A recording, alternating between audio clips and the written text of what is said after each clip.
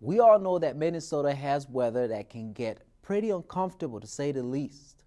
This next tech tip is going to show us the do's and don'ts regarding video gear in extreme weather circumstances.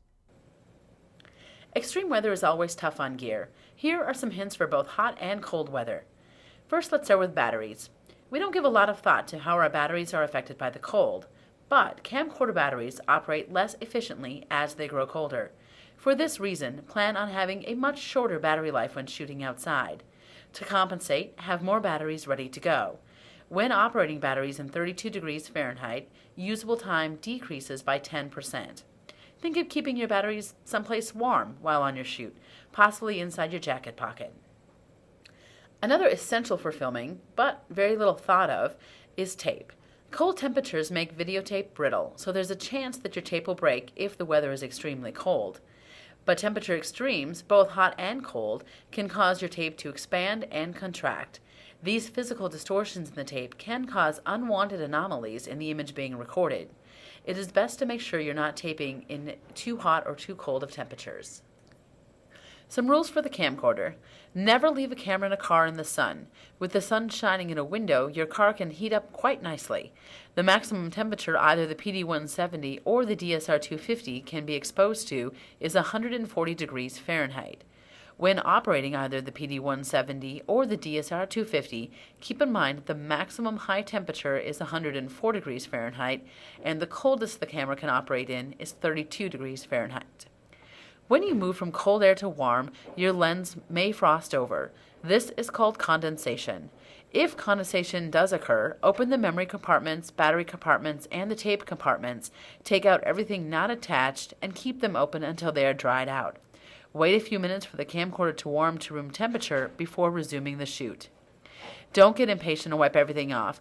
Naturally evaporating moisture will probably leave the glass clean and ready for shooting. Once the condensation happens, do not take your camera back outside. There is the possibility it will freeze. If you've exposed your camcorder to freezing temperatures, you do well to let it sit unused for at least 24 hours. Condensation may have formed inside your unit and then frozen into ice. Not only will you have to wait for this thin layer of ice to thaw, but you'll have to wait for the condensation to evaporate as well. With a very cold camcorder, it's better to be safe than sorry. Here are a couple preventative tips.